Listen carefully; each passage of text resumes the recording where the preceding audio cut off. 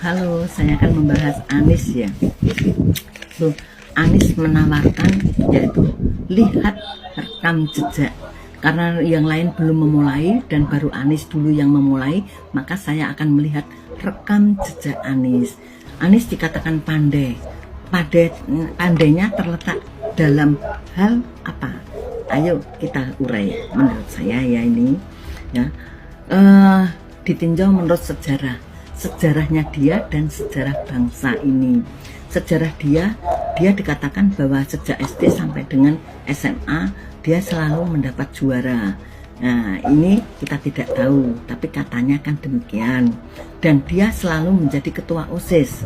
Nah, pandainya di mana?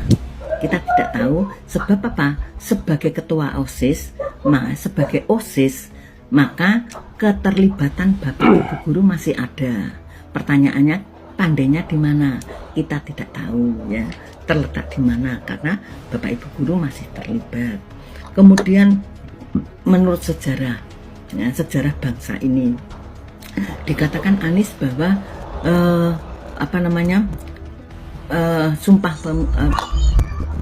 bangsa Arab lah yang pertama kali mengatakan sebagai bangsa Indonesia, padahal Sumpah Pemuda sudah digaungkan sejak tahun 1928 ya, seperti itu. Ini sudah beredar sangat banyak ya. Kemudian yaitu salah menerjemahkan kata ika ya, ika atau ika, Bhinneka Tunggal Ika, bahwa kata eka itu adalah bahasa Sanskerta menurutnya, betul, tapi bukan berarti memiliki arti eka itu adalah iku. Bahasa Jawanya kan iku dan bahasa Indonesianya menjadi itu, bukan. Eka itu adalah bahasa Sanskerta untuk menyatakan bilangan. Eka, Dwi, Tri, Catur, Panca dan seterusnya itu adalah bahasa Sanskerta untuk bilangan. Jadi Anies salah dalam hal ini. Kemudian salah menafsir, menurut saya salah menafsir kata sunatullah air. Dikatakan bahwa air dari langit ya, hujan turun ke bumi, dimasukkan ke bumi. Bukan seperti itu. Sunatullah yang dinyatakan sunatullah air itu adalah janji alam semesta air itu pada Allah bahwa dia akan berkepribadian membentuk permukaan yang selalu datar, walaupun dibolak-balik posisinya dia akan selalu berpermukaan datar. Itu janji sunatullahnya dia pada Allah ya kan, seperti itu. Dan air akan selalu membentuk dirinya menjadi seperti wadahnya. Jadi itu sunatullah yang dimaksudkan. Anies salah kalau mengatakan bahwa sunatullahnya itu adalah air hujan masuk ke bumi. Kemudian sebagai lulusan S1 ekonomi dari sebuah perguruan tinggi yang ternama, tertua ya, ini menurut saya sebagai lulusan S1 ekonomi dia tidak bisa menerapkan ilmunya. Contoh yaitu dia memberikan DP 0 rupiah untuk rumah dan pada sebuah debat, dan kenyataannya memang tidak bisa diwujudkan DP 0 rupiah. Jadi sebagai ekonom dia tidak bisa berhitung.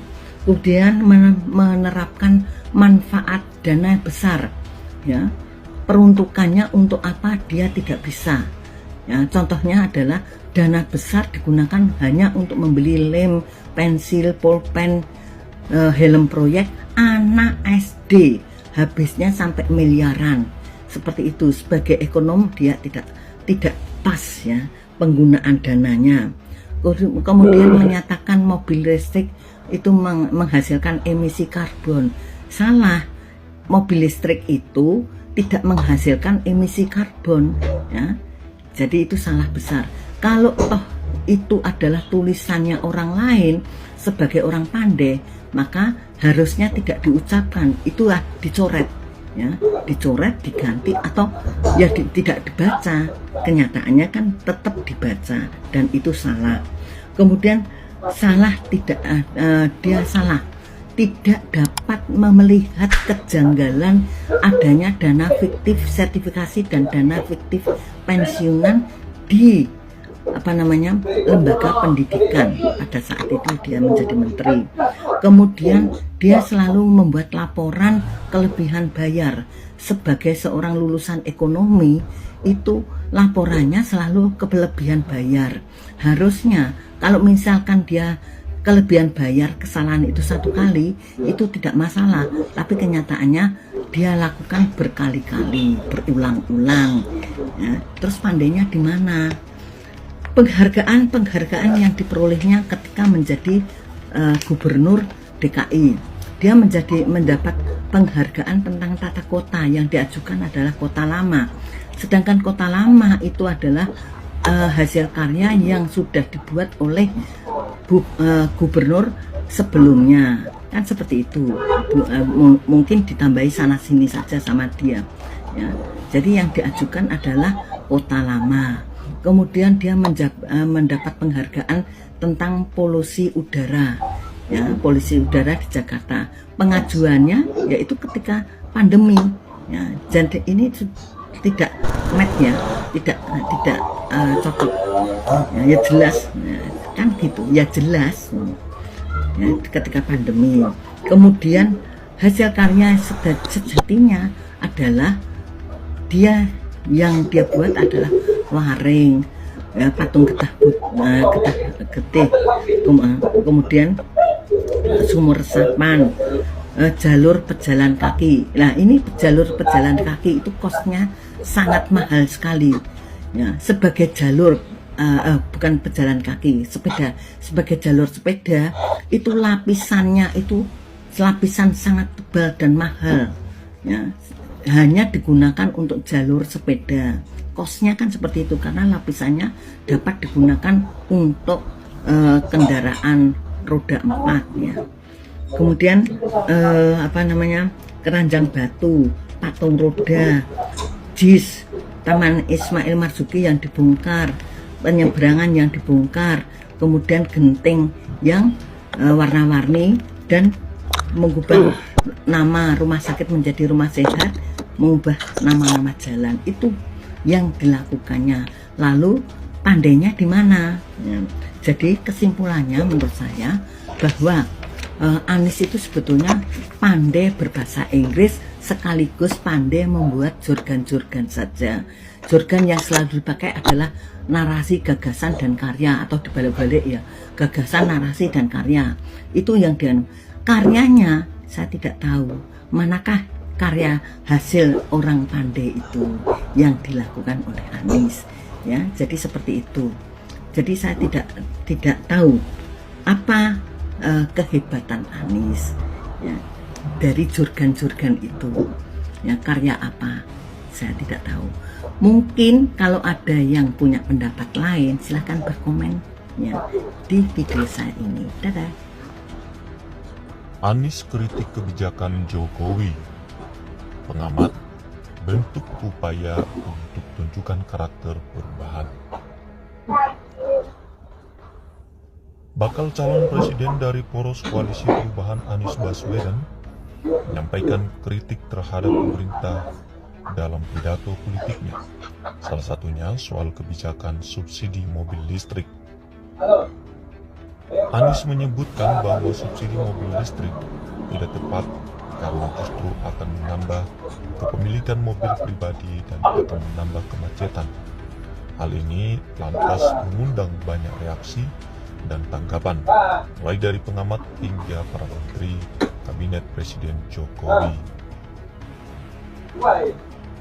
Ya, teman-teman sekalian, seperti yang kita lihat bersama dalam cuplikan video tadi bahwa Anies Baswedan sebenarnya sah-sah saja dia mencalonkan diri sebagai calon presiden Republik Indonesia.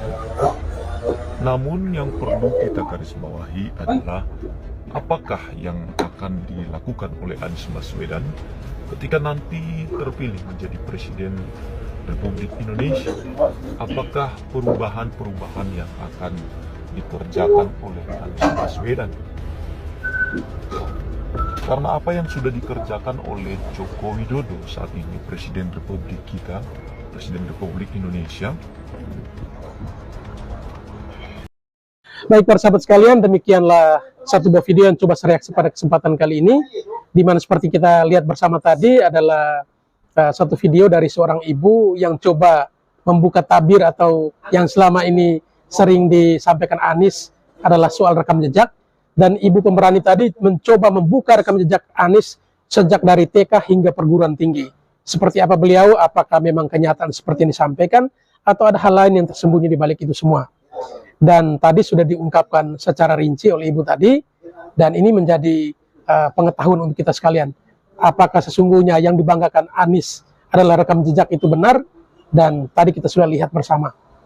Ya, mudah-mudahan hal-hal yang disampaikan tadi bisa menjadi referensi bagi kita sekalian untuk bisa menentukan sikap di tahun 2024 nanti. Terima kasih.